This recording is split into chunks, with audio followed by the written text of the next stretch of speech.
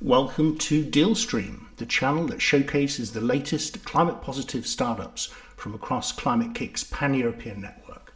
Today we'll be hearing from 5 really exciting teams from Imperial College London, a battery technology that charges faster and lasts longer, a sustainable cotton farming approach, a news roundup of the very latest listings on the marketplace, a new way to protect cyclists from traffic, a SaaS platform that optimizes energy consumption, and a biopolymer alternative to plastic. Finally, you'll hear about the latest plans for a world-leading centre for cleantech innovation in London. Each team is looking for investment and strategic partners, so that could be you. If you'd like to read an executive summary about a startup, then head down to the website, the Investor Marketplace. There you'll be able to search for startups, read about them, and actually contact them as well. The sort of content that's provided on the Investor Marketplace is the problem, the solution, the technology, the market, the traction, the team, and the fundraising requirements. Whilst we're streaming live, if you'd like to put a question to a team, then log into YouTube and use the chat feature on the right-hand side of the page. Post your question, that will come through to us in the studio, and if we have time, we'll be able to ask that question to the startup. So, first up, we have a battery technology that charges faster and lasts longer, and here to present that is Ian Campbell from Breathe Battery Technology. Ian, over to you.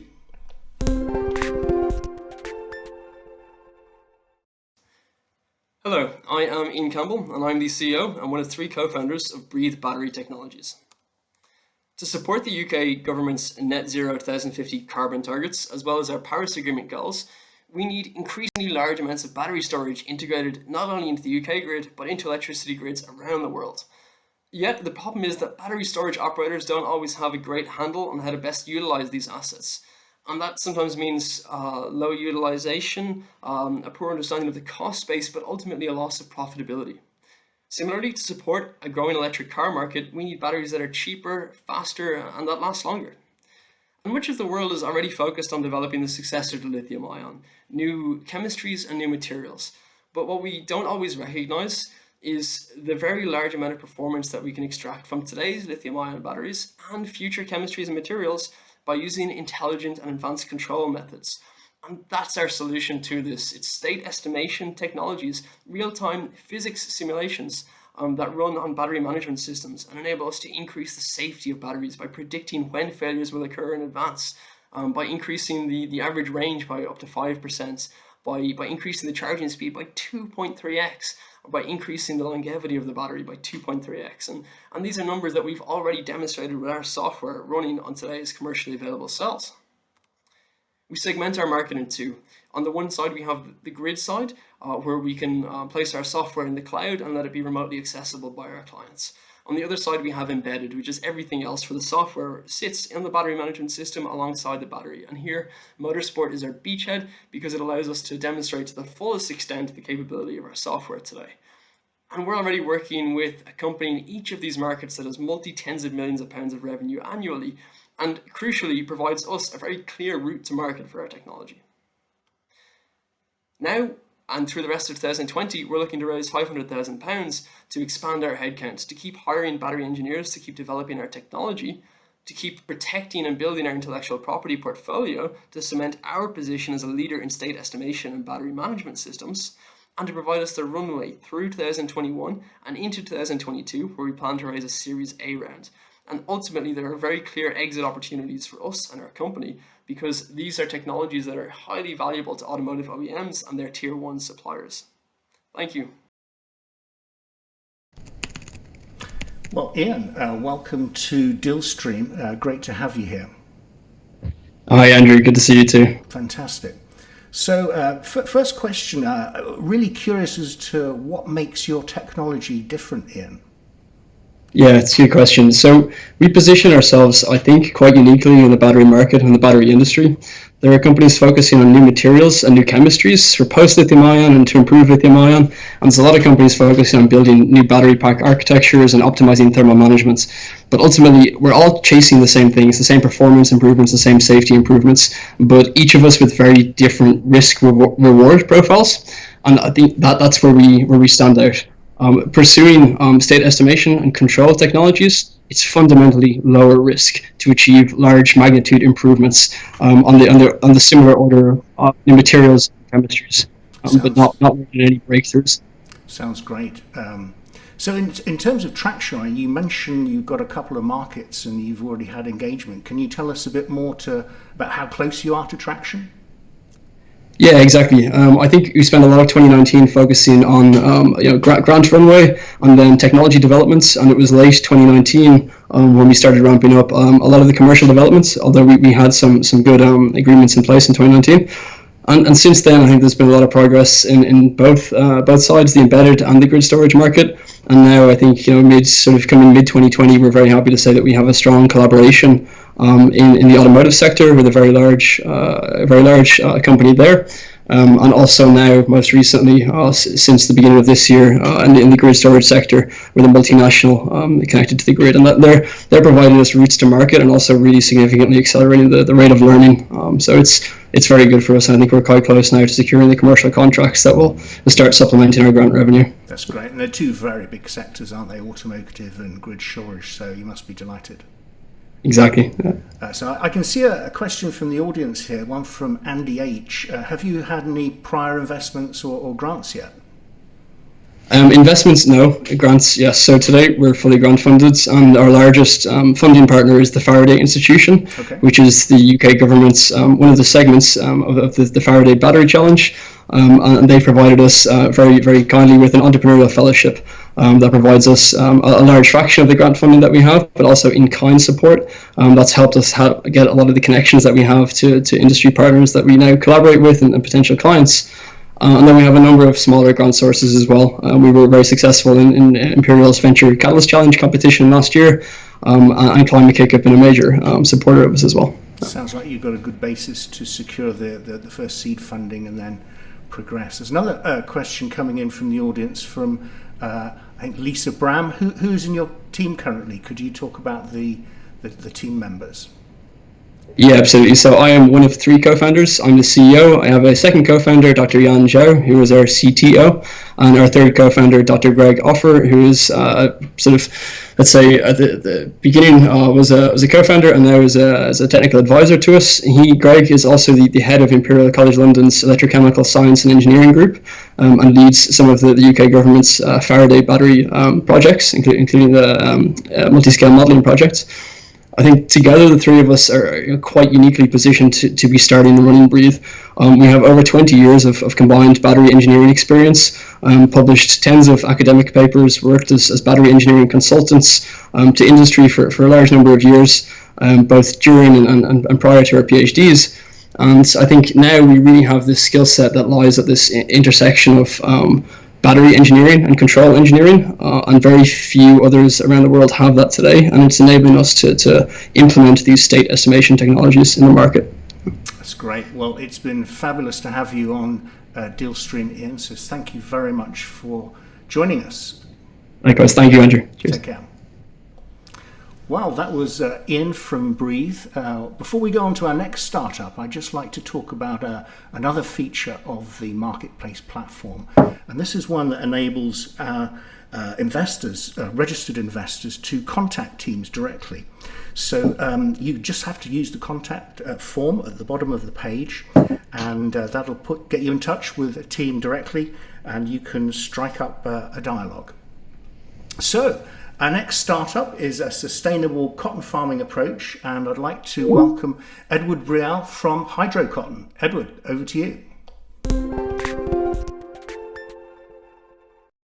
Hello, I'm Edward Brial, CEO of Hydro Cotton. We help fashion brands reduce their environmental impact by growing radically more sustainable cotton. Cotton is resource intensive. It's drained the fourth largest lake in the world. It's dirty, using 16% of global insecticides, and it's corrupt, mired in scandals involving child and forced labour. But it does not have to be that way. Our cotton farming approach combines precision agriculture and controlled environments, achieving up to 3 times increase in yield per hectare, an 80% decrease in water usage, and 100% pesticide-free farms. The farms also generate live production data, removing traditional on-site auditing. In 2019, we met these sustainable baselines. With 80 plants at our test facility, we're expanding trials to 400 cotton plants this year, looking to scale to a 2-hectare pilot in 2021, going up to 40,000 plants. This pilot farm is tied directly to our route to market. Through ongoing conversations with international fashion brands and our participation in the Fashion for Good Accelerator, we know companies are desperate for alternatives. The rapid growth in preferred or sustainable cotton opens up a considerable market opportunity for a truly better alternative. To quickly generate revenue, we will sell premium cotton and its byproducts, working directly with fashion brands to ensure the largest possible market entry. By 2025, we'll launch the HydroCotton trademark, co-managing farms digitally while licensing manufacture, enabling faster scale-up with our substantial coalition of partners. We are raising £300,000 now to expedite prototyping and negotiate a joint development agreement from our pilot farm. This will lead into our seed raise at the end of the year to install a 2-year pilot planting in Q1 2021.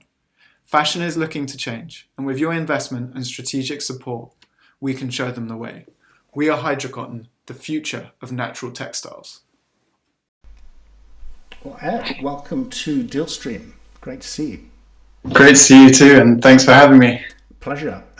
So first question I have is, how do you know that fashion companies actually care? Well, fortunately, we've seen lots of outward commitments made by some of the world's largest fashion brands, such as committing to 100% sustainable cotton by 2025 and climate-positive supply chains in 2030. On top of that, we've seen numerous prominent brands bring on sustainability into their executive boards and see sustainable apparel being a key differentiator according to consumer demand. Great. Okay. And it sounds like something that could be massively scalable. I mean, how would you plan to scale this? So at first, we would look on establishing the farming method, running the farms ourselves in regions which we look to scale, using those sites both as test locations but as sales suites. Then we would look to license sub-elements of our hardware to manufacturers, whilst digitally designing and co-managing farms for a percentage fee of scales, allowing us to separate physical and digital assets in the company and scale faster. Great. Well, I can see a couple of questions coming in from the audience. Got one here from Lisbeth Lenz. How does the growing system work? So we use data-driven or precision agriculture combined with controlled environments. So that allows us to really control the amount of water we use. So really targeting when it needs to be, along with the development of the plant.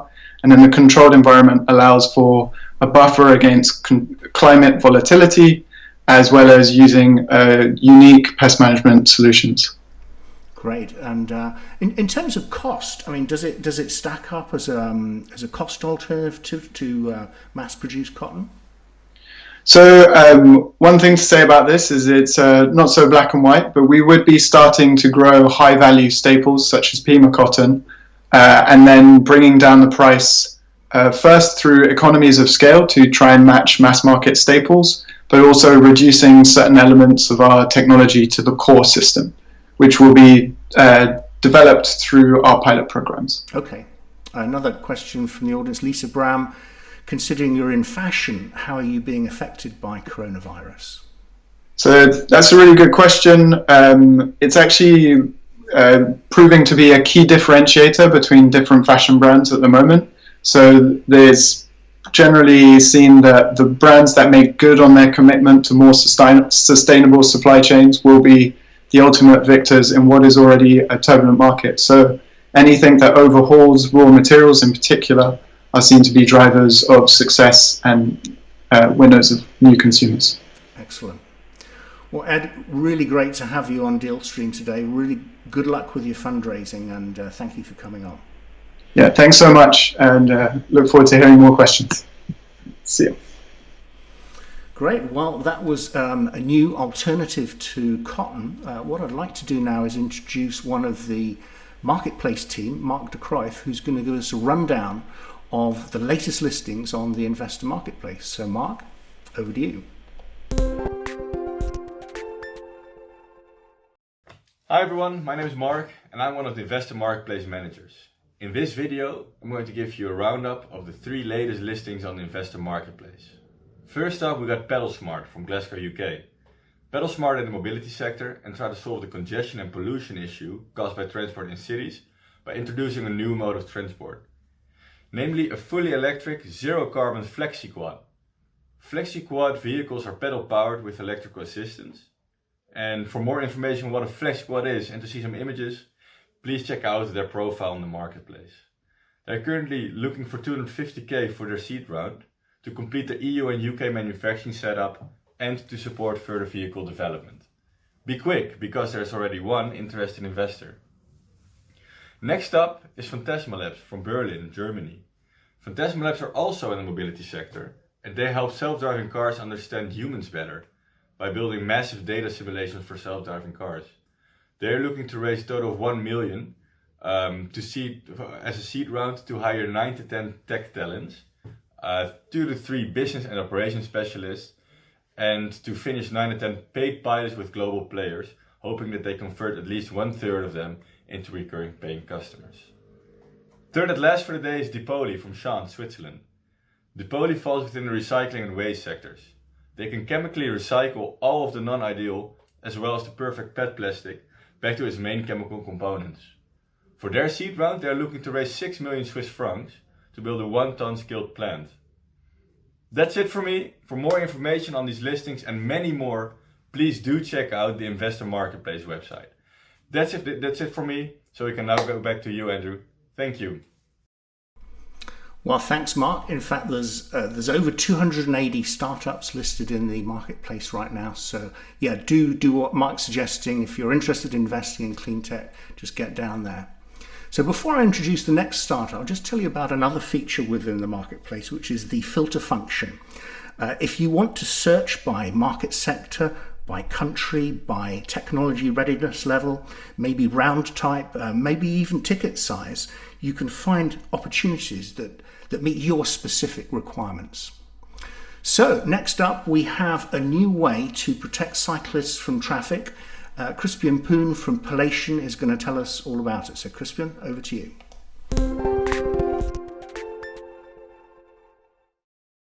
Hi, I'm Crispian and I'm the co-founder of Palation. We're a technology company on a mission to make city cycling safe. Now, cycling has a lot of benefits, savings for the NHS and pollution reduction.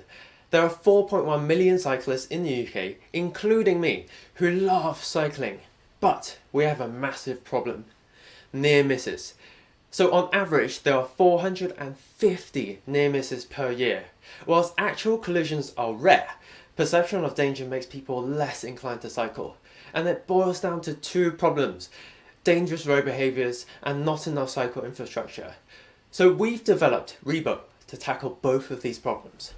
Our first approach is to prompt better driving behaviour. Our device goes on the back of bikes, and we've incorporated digital eye elements, which studies have proven can naturally prompt better behaviour. So when cars are about to come too close, the eye contact with drivers encourages safer and wider passes. Our second approach is to source accurate data. The handlebar clicker allows cyclists to bookmark incidents on the road, and then the front and rear camera captures details such as vehicle number. In the app, you can easily report the incident, and we feed this data into infrastructure planning to stop near misses or worst, collisions.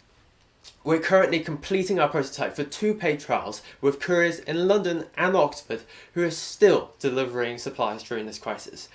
This will give us credibility for our upcoming consumer launch. And then on the data side, we've already started a project plan with Jersey to develop a platform to sell predictive data next year. UK cyclists spend on average £200 to £1,300, making an £800 million market. we have an ambitious international roadmap. We're looking for £100,000 to secure our IP and bring the product to market by next year. Thank you. We're Pelation. Join us in getting more people cycling and cycling more. Well, Crispian, welcome to Dillstream. How are you? Hi, Andrew. I'm very well, thank you. Great. Well, the first question that I have is about the team. You know, why you're the best team to bring this off. Yeah, so we both have very strong passion about sustainable transport, and we have the skills that we need to get this off the ground. So myself, I'm in engineering. I have done 7 years of designing electric vehicles, all the way from prototyping, software, hardware systems, to industrialization. And Liz is really strong in sales and marketing. So she's done loads of work leading teams in Singapore and the US, and then now they've started in London. So you know, there's a lot in this team together. And we've been working together on the MBA since 2017. So, you know, we've got the business background to really understand this market and bring this product to market. That's great. And could you tell us a little bit about the market, and in particular the courier trials that you have ongoing? That sounded very interesting, early signs of traction. Yeah, absolutely.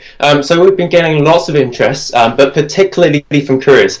So these brave and hardworking people are working 8 hours a day, and they get like 5 to 7 near misses, and you know they're facing a lot of danger. So obviously, it's very easy for them to say yes to our product because we help them protect their cyclists and try and help them improve their safety. We also have grant funding from the Department for Transport, so this is funding the trial with the couriers as well as some everyday cyclists. And we're in talks with an island state to start a database trial starting in 2021 as well.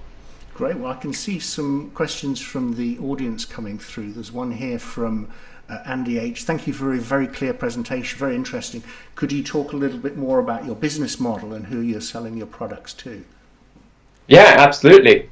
So our business model is selling the product to cyclists. Our first port of call is the courier market, which is B2B, but they're not the only market. You've got delivery, cycle logistics, and lots of other businesses who are using cycles for their day-to-day role. So we hope to capture this market as the beachhead and then focus across the UK and across Europe. At the same time, we're going to iterate our consumer product. We're going to get a lot of learnings from these trials and also from selling to businesses. And we're going to make a user-friendly and consumer-friendly device for them, launch through Kickstarter, partner with stuff like cycle campaigns, and then as more units go on the road, we get more data, so that's more infrastructure and more data to go into those infrastructure decisions as well. Are there other products out there that do a similar thing? I mean, and why are you different? Yeah, absolutely. So at our core, we focus on the root cause of the problem, which is road behavior and infrastructure. If you look at the products out there, lights, helmets, they don't address those problems. They you know, it's a plaster to this problem of if you get into incidents, then you protect yourself. So we look at this problem from the root, and we change behavior and measure near misses, and that generates data and allows actionable things to happen with infrastructure. Fantastic. Well, look, thank you so much for coming on Dillstream, and good luck with the fundraising. Thank you. So that was Crispian and the cycling safety idea. What I'd like to do now, before the next guest, is just tell you a little bit more about some of the features on the platform that enable you as investors to syndicate with other investors. So one of the things that you can do is click a button on a startup card that you like saying show interest. Now when you do that, anybody else who's an investor will also be able to connect with you if they've shown interest. So it gives the network a way of connecting like-minded investors or investors that are interested in the same opportunities. So next up, we have a startup that is a SaaS network that enables energy optimization and usage optimization. So I'm really pleased to invite Gaetan Cuvillier from the Oak Network to join us on Dillstream. Gaetan, over to you.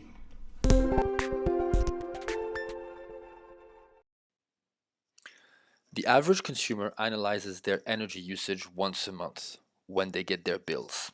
We, as a live network, look at consumption every minute in order to suggest clear saving based on what to use, when to use it, how to use it. Currently, the end user does not have this level of understanding and control. As a result, SME overconsume £3.5 billion per year. This represents 7.8 million tons of avoidable CO2 emission. Energy accounts for 38% of a business environmental impact. This is why we created the Oak Network, a SaaS platform that provides up to 25% of energy saving capabilities to the end user for less than 4% of his monthly bill via detailed monthly or live app. At the same time, enabling Oak to develop the energy ecosystem of the future based on its efficient usage. We have a clear GDPR compliant strategy on how to use and monetize the data collected to constantly improve our range of delivered services and ensure long-term customer retention. We create a data collection network that provides initial savings through analytical reporting. We then use the data to recommend optimal smart infrastructure, which subsequently we can fully decentralize to enable peer-to-peer trading capabilities. From the very first stage, Oak will rely on crowd intelligence to generate deeper insight. Our initial target market is the hospitality industry and schools.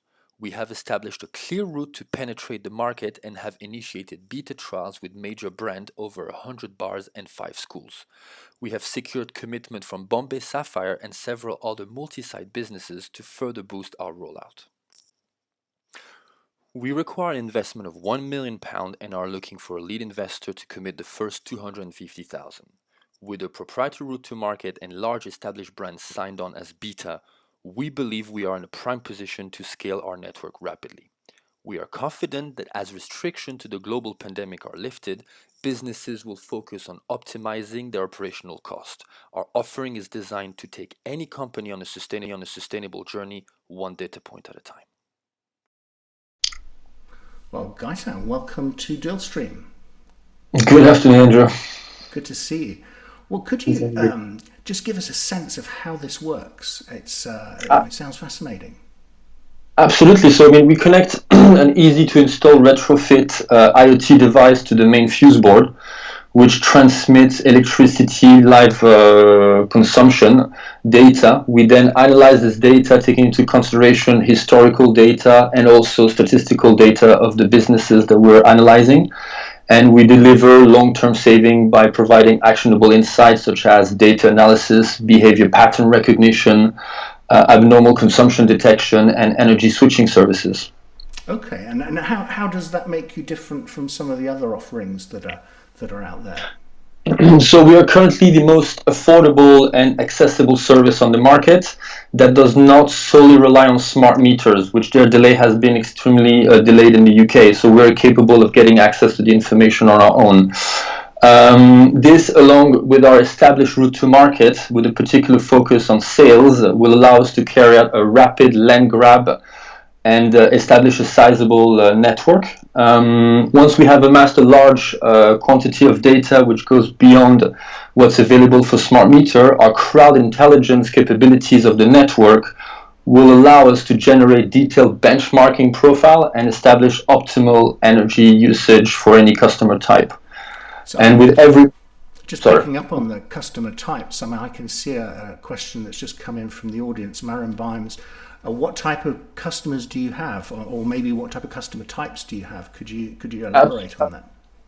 Absolutely. So due to our approach, we focus mainly on SMEs, particularly in the hospitality industry, and schools. The reason why is we've established their pain point. They are very time poor, but yet are spending anywhere between £1,000 to £15,000 a month on energy. So we focus on small-size businesses where we can provide very simple yet effective energy-saving advices. Got it. Related question, Lisa Brown, to what extent is your platform scalable?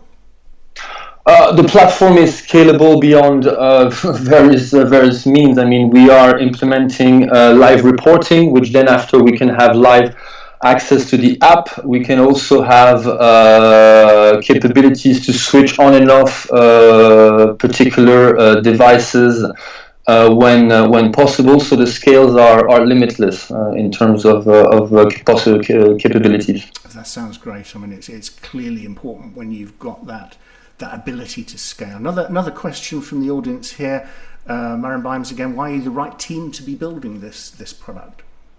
We are the right team because of our experience and background. The team consists of over 70 years of combined experience between renewable energy, business development, technology, and data application and financial management. And collectively, this means we have the experience to deliver the assumption obtained and contained in the financial forecast, as you've seen, and achieve a high positive IRR for investor and deliver clear saving capabilities for our members. Well, that sounds great. Gaitan, it's been an absolute pleasure to have you on the show. Thanks for joining us. Thank you very much for having us. Take care. Goodbye.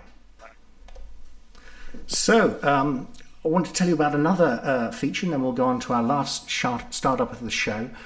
This particular one is called Save for Later, and it does what it says on the tin. If you want to read about a particular startup later on, because you're just running through all the startups that are listed, as I say, well over 280, just click the Save for Later button.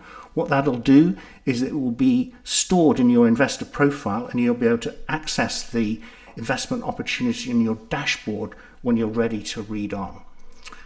Okay, so next up we have a biopolymer alternative to plastic, and Insia Jaffaji from Shellworks is going to tell us all about it. Insia, over to you.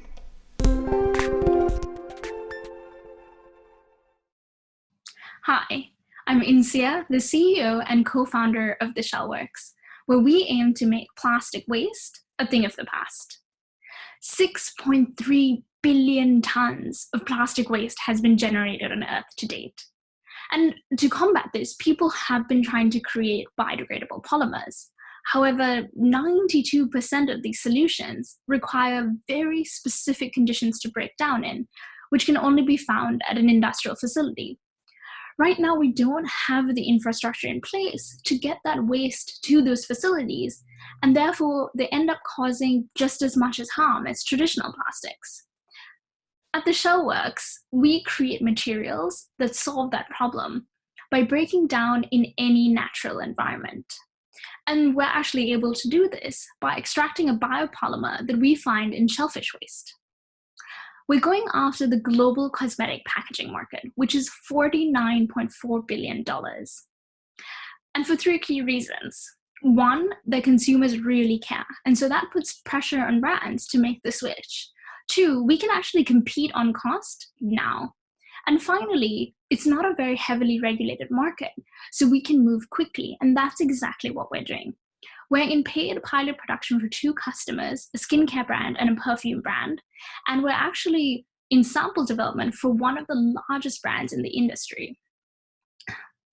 We are really passionate about solving this problem, and we believe we're the right team to do so. We have backgrounds in design, engineering, material science, and manufacturing from places like Stanford, Apple, and Imperial College. But now we need your support. We're looking for $250,000 to complete the product development for these larger brands and scale up our operations so that we can get one step closer to reaching our ultimate goal of making plastic waste a thing of the past. Thank you. Well, Insia, welcome to Dealstream. Great to see you. Good to see you too, Andrew.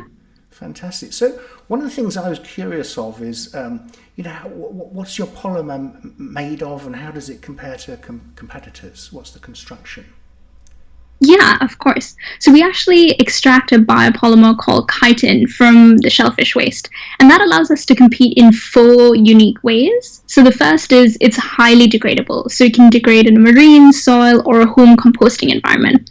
The second actually is it's quite circular, so because we're using a waste product, we don't have to compete with resources such as food production, which is why synthetic plastics were invented in the first place. third is because it's a waste product, it's actually quite cost competitive because our raw material costs are very low. And finally, the polymer itself is quite unique. So it has some technical properties, like studies done on its antimicrobial behavior being better than plastic. Or it has an ability to both an amorphous or crystalline structure, so we could make something flexible and rigid, giving us possibilities to tap into those technical properties into new markets in the future. All sorts of properties with chitin. Question from the audience here, from Bruno Rudnick. What is the potential upscaling path in terms of volume and how much raw material? Of course. So we get this question of like, how much waste shellfish could there be and can we really tackle plastic? But we're using chitin, which is the second most abundant biopolymer in the world. So it's found in crustacean shells as well as insect shells and the cell walls of fungi. We've started with crustacean shells because we've actually set up a pilot partnership where we have access to 55,000 tons of shell waste annually, and we can make 175 million products to date. But beyond that, we're looking at R&D quite actively into other sources such as insect shells and fungi so that we could tackle it at a global scale. And in terms of your board and the development of the company, what sort of strategic advisors have you brought on board? Yeah, of course. So we've been able to secure ex-CEOs from the plastics industry, packaging industry, as well as technical experts such as professors who work on biological materials or are experts on chitosan itself. And then we have mentors within finance and investment to help complement our team. Great. Another question from the audience here. From Andy H. What type of customers do you have at the moment? Yeah, so at the moment we're running a product pilot with 2 customers. One's a skincare brand and a perfume brand. Beyond that, we're actually speaking to some of the most significant names within the cosmetic industry. And what we're doing right now is figuring out how to do that product development and sample development to fit their specific requirements to kind of secure those contracts. Great. Insia, it's been a real pleasure to have you on DealStream, and I'm sure a lot of people will reach out to you. And so thank you for coming on board. Sure. Thank you. Bye. Bye-bye. Well, that concludes all of the startup presentations today and the chat on DealStream. We do have one more piece that we'd like to talk to you about. Something I've been personally involved in for the last 3 or 4 years. And it's the latest plans for a world-leading centre for climate innovation in London. And Professor Richard Templer from Imperial College London is going to talk to us about that.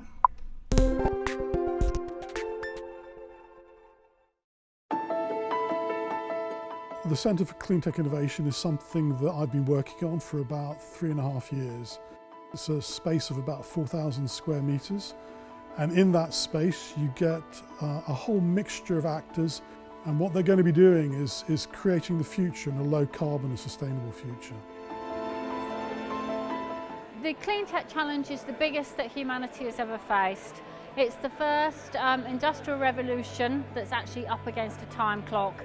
And so the importance of this centre just can't be underestimated. So the way that I think as a country we can win the climate challenge is through innovation. It's actually massively more impactful than subsidy, which we can't afford.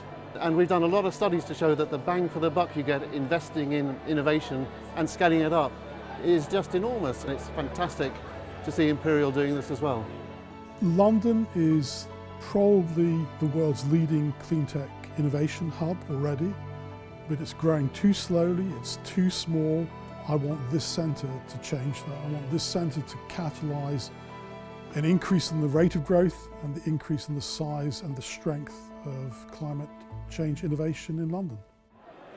It brings together the finance expertise that we have in London. It brings into place the amazing academic depth that Imperial has, but also the kind of entrepreneurial spirit that London has and the growing awareness that this is such an important thing that we need to do. I just think it's a very obvious natural fit. The thing that will really make it is the people inside. And the people inside will be from all sorts of different stages of development, from postgraduate students who are learning how to be innovators and entrepreneurs in cleantech, to startups that are a bit further advanced, who are growing their business, and the established businesses, the big businesses and the investors, who will all be supporting each other to make Cleantech grow as fast as possible. So the most exciting thing I've learned about the center is that it's going to be a space that connects not only ex-entrepreneurs, the future entrepreneurs, the current entrepreneurs, and to students that are looking into getting into this space. And that's very exciting because it's a full-round community that's going to be supportive of the entire Cleantech infrastructure. We have lots of different needs for solutions throughout our big, problem landscape, and we will probably find there are other startups in this location that will be able to lend expertise, maybe even have the solutions to our problems. The reason we set up in business was to demonstrate that venture capital could make a difference, that innovation applied commercially could solve some real climate change problems, and that's what the centre's trying to do. So frankly, we're completely on message with that. And the last ingredient that we're going to drop into this wonderful mix is going to be the public. We have to shape a new economy and a new way of living, and we want to do that with people who are going to use these things, and we want to know that what we're creating is the right stuff for them. This was so urgent that it was felt we should do something immediate, getting in there now and proving that we can do this. A lot of people think that we've got everything that we need in order to lick climate change, and that's actually not the case.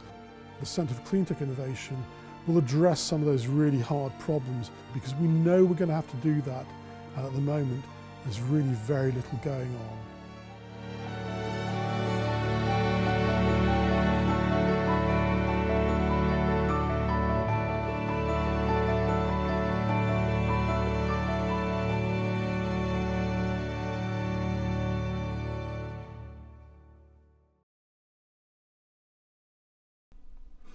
So that's it from Dealstream for today. We hope you've enjoyed the show, and if you'd like to be notified of the next stream, then log on to the marketplace. The address is up there.